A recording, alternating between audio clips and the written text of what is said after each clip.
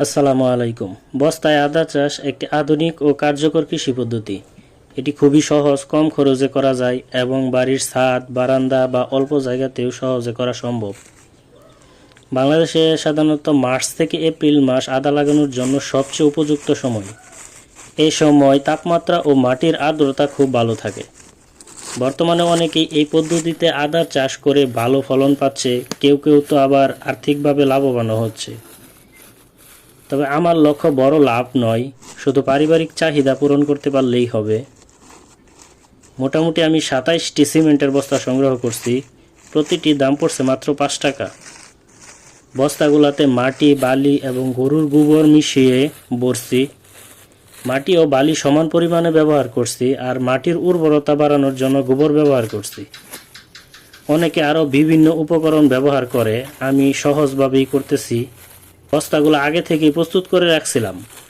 এখন বস্তার মুখ মাটি সমান করে বলে নিচ্ছি। সিমেন্টের বস্তা হওয়ায় কাজ করতে গিয়ে হাতের ছাল উঠে গেছে। তারপরেও কি আর করার, কাজ তো করতেই হবে।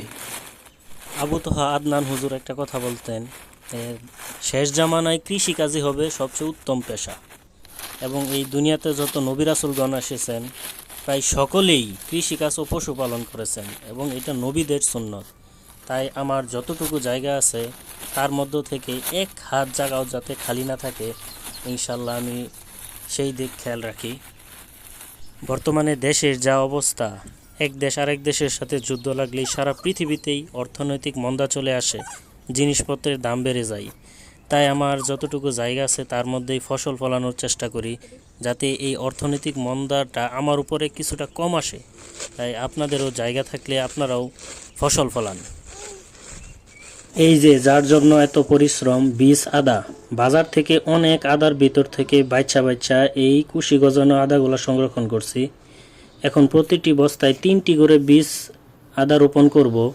3টি থেকেই অনেকগুলা চারা গজাবে আশা করি। এটাই আমার প্রথম আদা চাষ, তাই খুব বেশি একটা অভিজ্ঞতা নাই। আপনারা সকলেই দোয়া করবেন আল্লাহ যেন আমার পরিশ্রমে বারাকা দান করে।